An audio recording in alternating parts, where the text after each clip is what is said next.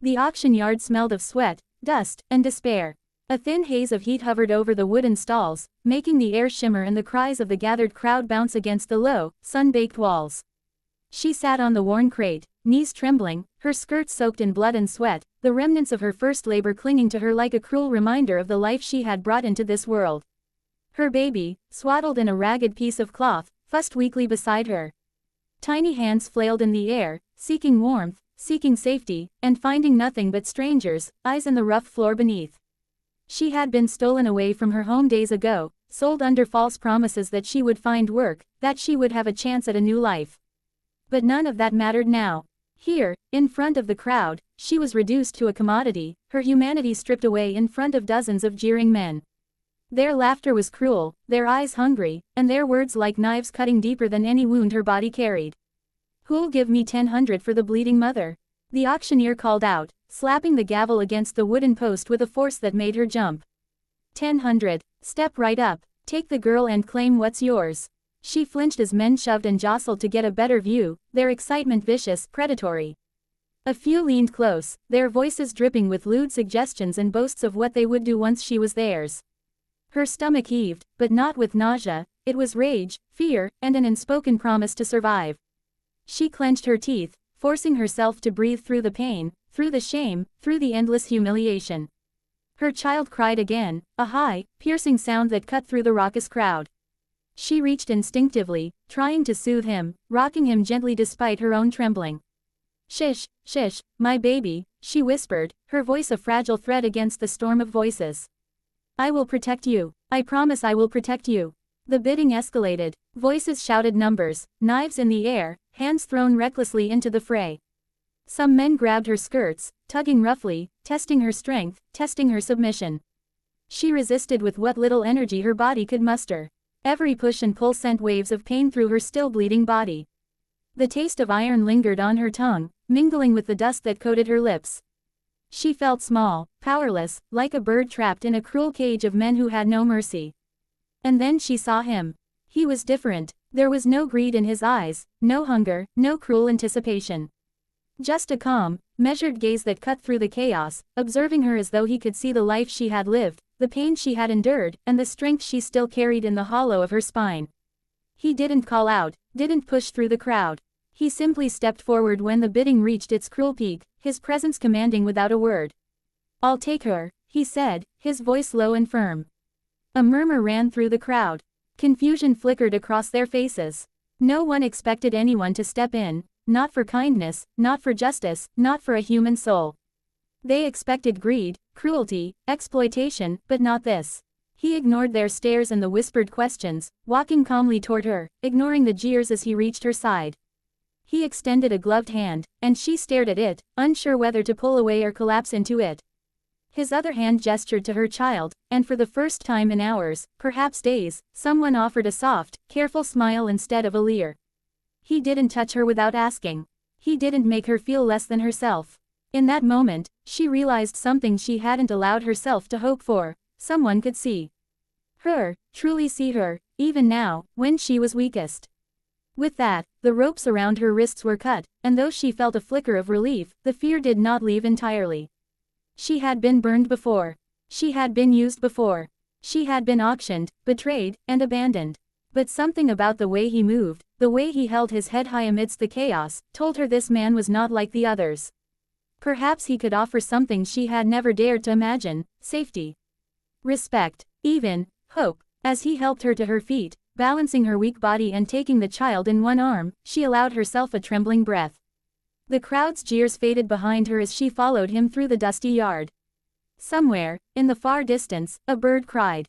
And she clung to the faintest spark of belief that her life, and her child's, might finally take a different path. The ride to the ranch was long and quiet, the only sounds the soft cooing of her baby and the occasional creak of the wagon wheels on the uneven dirt road.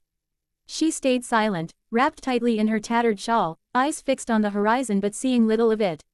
Her mind was full of the auction yard, the jeers, the hands that had grabbed her, the smell of sweat and blood that seemed to cling to her skin even now. She shivered, not from cold, but from memory.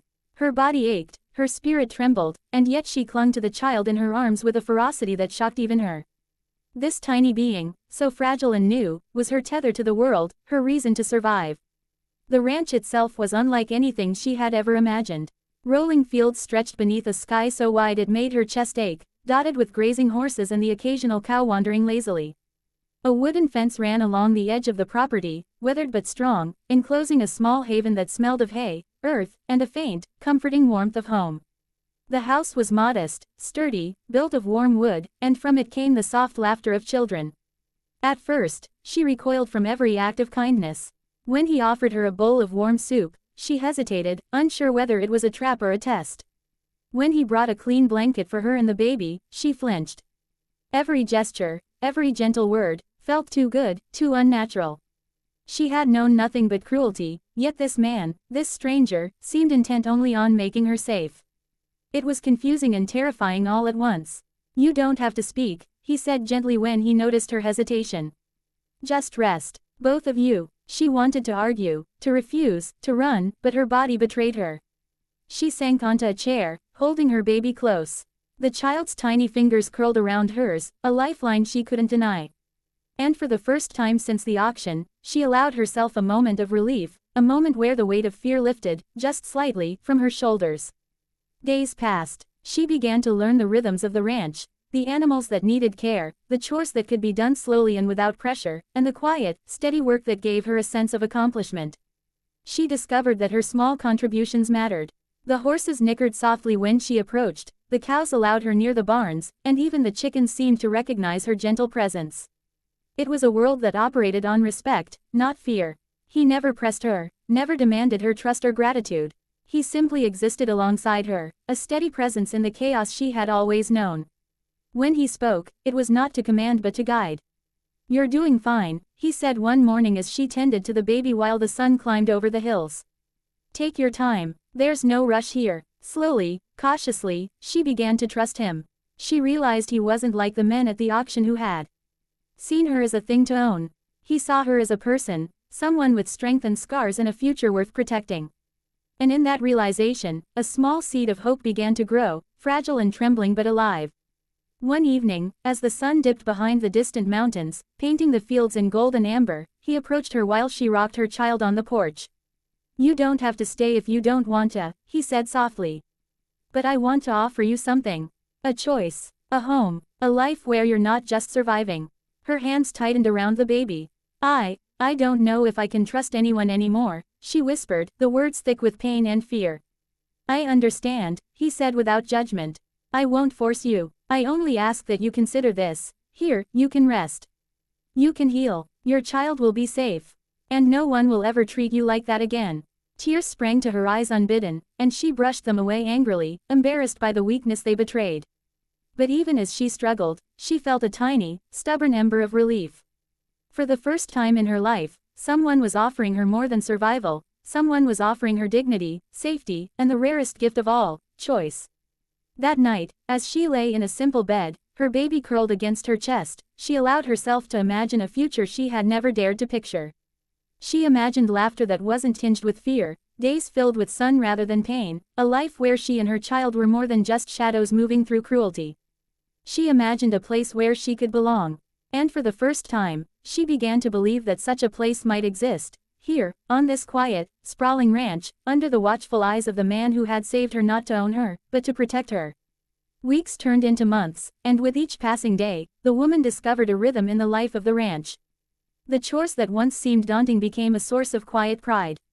She learned to milk the cows, tend the gardens, and feed the chickens.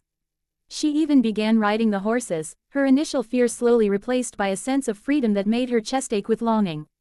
But the most important lesson she learned was the rhythm of trust, the slow, cautious acceptance that not all hands reached for harm. Her child grew stronger too, fattened by her careful nursing and the warm, unhurried life of the ranch. The baby's cries were now replaced by coos and gurgles, laughter that rang out like tiny bells across the fields.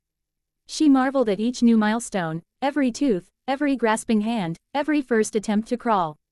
In those moments, the horrors of the auction yard seemed distant, as if they belonged to another life entirely. And yet, she knew the past would never fully leave her. It lingered in the ache of her body, in the quick flinch when a sudden movement startled her, in the caution with which she approached every new situation. The rancher never forced her to talk about it. He never pressed her to share her story or reveal the scars of her past. Instead, he gave her patience, and that patience became a bridge between their worlds. He would hand her tools, offer advice, or simply sit in silence on the porch while she rocked the baby, letting her presence be enough. Sometimes, he would share stories of the ranch, how he had grown up in these fields, how his parents had taught him the value of hard work and respect for all living things. These stories, simple as they were, became the threads of connection, weaving a fragile but growing bond between them.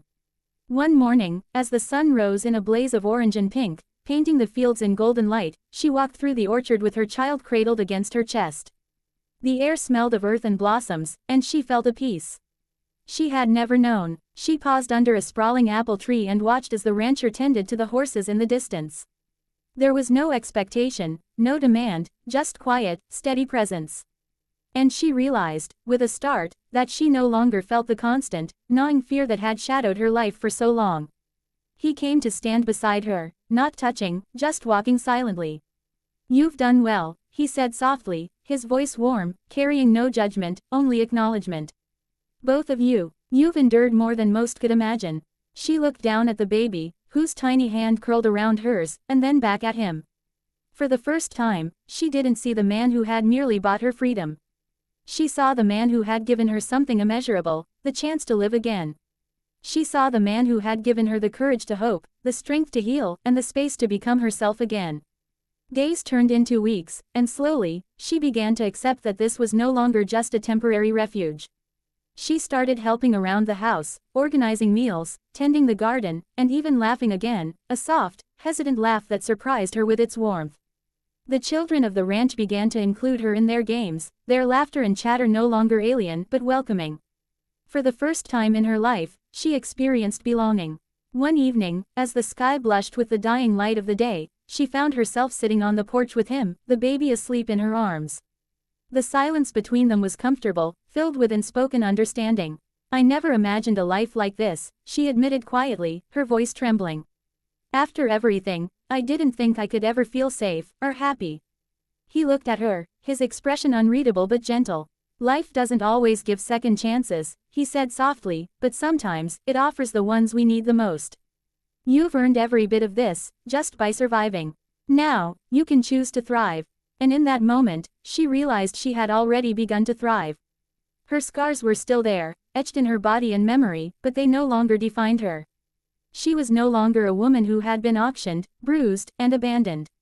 She was a mother, a survivor, and a part of something larger, a family, a home, a life worth living. She finally looked at him, really looked, and saw the depth of care in his eyes. Not pity, not ownership, but respect, understanding, and a quiet devotion that mirrored her own growing attachment. Her lips curved into a small smile, and she felt a warmth bloom in her chest that had nothing to do with the sun. She whispered softly to herself, and perhaps to him, "I belong here." And for the first time in her life, she believed it. The ranch, the wide fields, the steady hands that had guided her through the darkest moments, these were no longer just elements of a place. They were her life, her home, her hope, and in that hope, she discovered something even greater than survival, the possibility of love, of family, and of a future she had never dared to imagine.